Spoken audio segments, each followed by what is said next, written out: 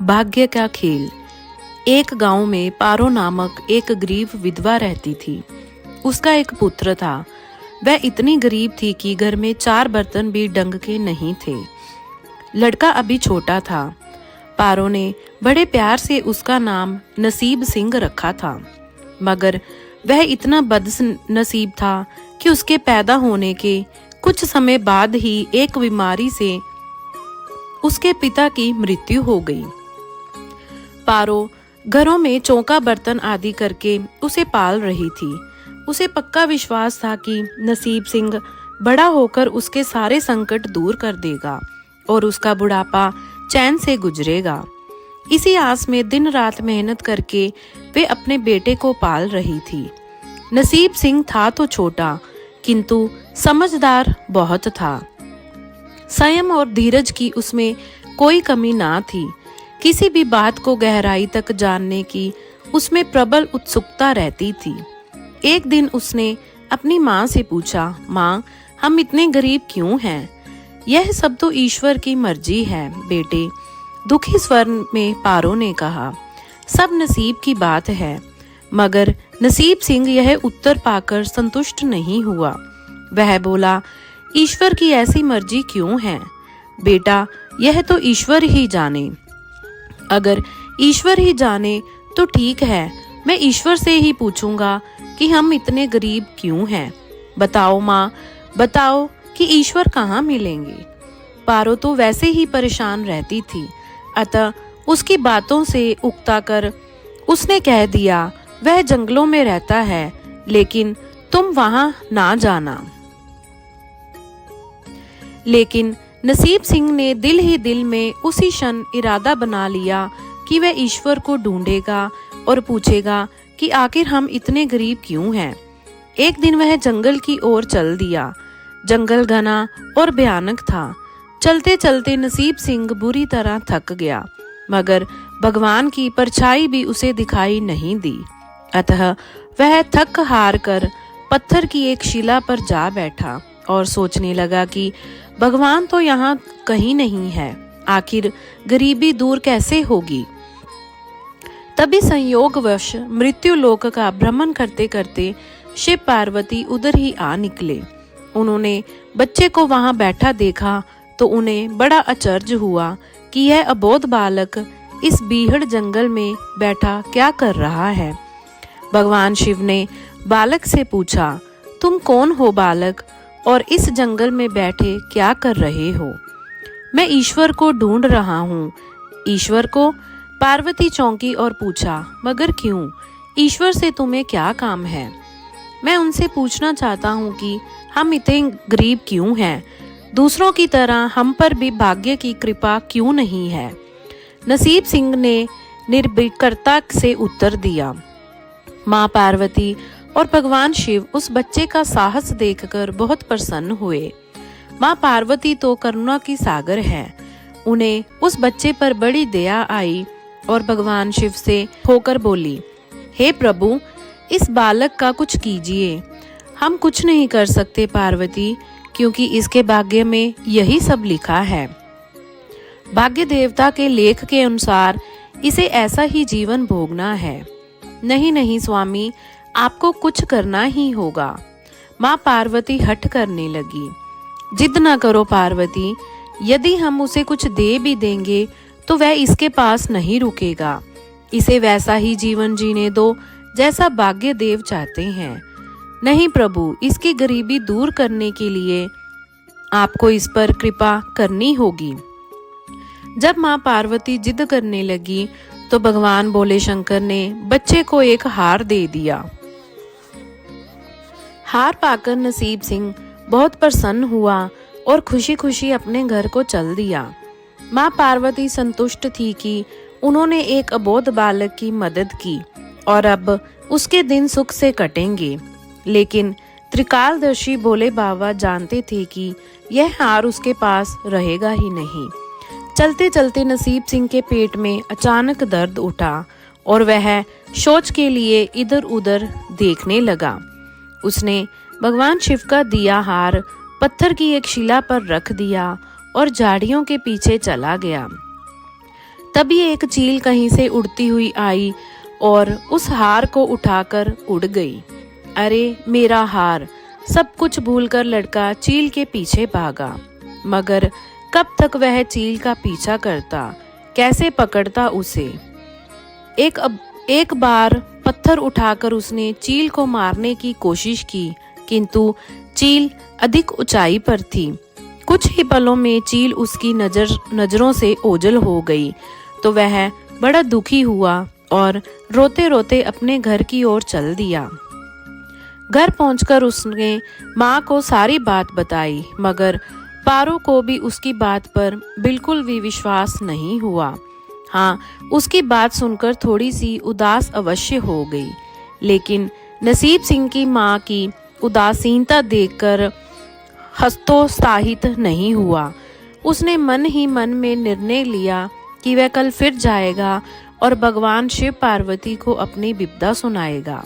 उसका विश्वास था कि भगवान शिव उस धूर्त चील को अवश्य ही दंड देंगे। भगवान शिव ने पार्वती से कहा, देखो, उसके पास कल वाला हार नहीं रहा। उसे एक चील ले उड़ गई और दूसरा हार पाने व चील को दंड दिलवाने की इच्छा से वह लड़का आज फिर आया है। पार्वती देवी ने फिर भगवान शिव से प्रार्थना की, आप चाहे चील को दंड दें या ना दें, किंतु इस लड़के की सहायता करके इसकी निर्धनता दूर करें। हम अब कुछ नहीं कर सकते देवी, यदि तुम जिद करती हो तो हम ब्रह्मा से कहते हैं, वही इस बालक की कुछ सहायता करेंगे।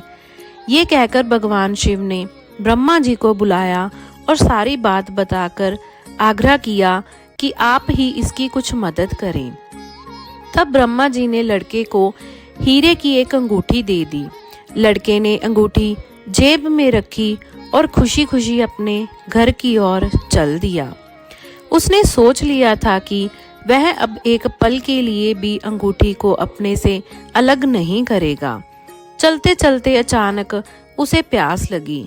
वह सरोवर के किनारे पहुंचा और जैसे ही वह चुल्लू भर कर पानी पीने के लिए झुका, वैसे ही उसकी जेब से अंगूठी निकलकर पानी में जा गिरी और इससे पहले कि वह अंगूठी उठाता, एक मछली उसे निगल गई।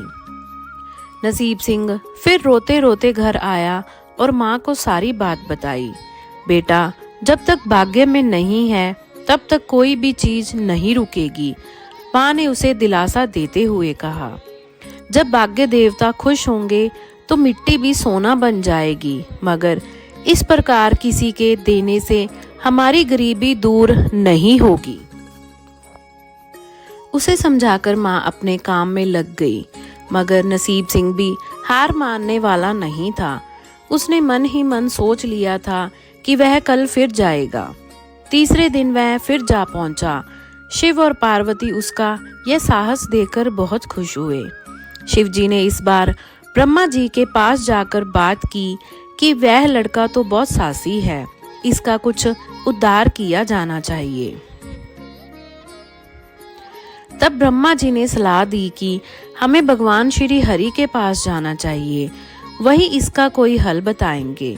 अतः वह श्री हरि के पास जा पहुंचे। पूरी बात सुनकर भगवान विष्णु ने नसीब सिंह को कुछ हीरे दे दिए।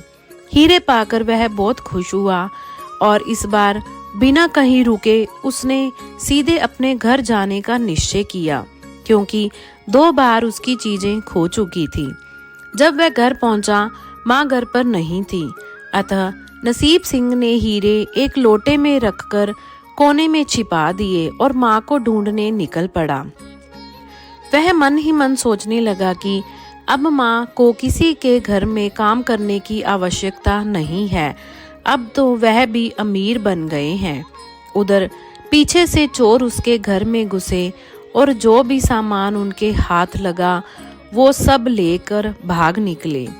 उस सामान में लोटा भी था जिसमें हीरे रखे थे। जब वह माँ के साथ वापस आया तो देखा कि हीरे गायब थे। इतना ही नहीं, घर का दूसरा सामान भी गायब था। अब तो उसकी माँ को बहुत गुस्सा आया। वह बोली, क्यों नई नई कहानियां सुनाकर मुझे पागल बनाता जा रहा है। सारा दिन आवारा की तरह इधर उधर भटकता रहता है और शाम को पिटाई के डर से कोई नई कहानी सुना देता है। माँ की डांट सुनकर लड़का रोने लगा। वह तो केवल वही जानता था जो कुछ भी उसने बताया था और वो बिल्कुल सत्य था। डांट खाकर लड़के की हिम्मत और बढ़ गई और अगले दिन वह फिर उसी स्थान पर जा पहुंचा। भगवान भोले शंकर सोचने लगे कि इस पर इतनी मुसीबतें पड़ी, लेकिन इसने हिम्मत बिल्कुल भी नहीं हारी। इससे वह बहुत प्रसन्न हुए और भाग्य देवी के पास जाकर बोले, यह लड़का बहुत ही साहसी, हिम्मती और धीरज वाला है। ऐसा व्यक्ति अभागा नहीं हो सकता, इसे कुछ दे दो। आज्ञा पाकर भाग्य की देवी ने नसीब सिंह को एक सोने का सिक्का दिया। सिक्का लेकर नसीब सिंह खुशी खुशी अपने घर को चल दिया। जब वह घर जा रहा था तो वह घर जाकर उसने वह सिक्का अपनी माँ को दिया तो उसकी माँ बहुत खुश हुई। अब क्योंकि उन पर भाग्य देवी की कृपा हो गई थी, अतः सारे काम ही अपने आप शुभ होने लगे। दूसरे दिन ही एक मछली वाला उसके गांव में मछली बेचने आया तो लड़के ने वही सिक्का देकर मछली खरीद ली। उसकी माँ ने मछली का पेट चीरा तो वह अंगूठी निकली जो ब्रह्मदेव ने उसे दी थी और जो उसकी जेब से तालाब में गिर गई थी। माँ ने अंगूठी संभाल कर रख ली और नसीब सिंह से बोली, जा बेटा, जंगल से थोड़ी लकड़ियां ले आ, आज घर में ईंधन बिल्कुल भी नहीं है। लड़का कुल्हाड़ी लेकर जंगल की ओर चल दिया। वहां जाकर जिस पेड़ पर लकड़ी काटने के लिए चढ़ा, वहां उसी चील का घोंसला था तो जो उसका हार उठाकर ले गई थी। लड़के ने देखा कि चील कहीं आसपास नहीं थी।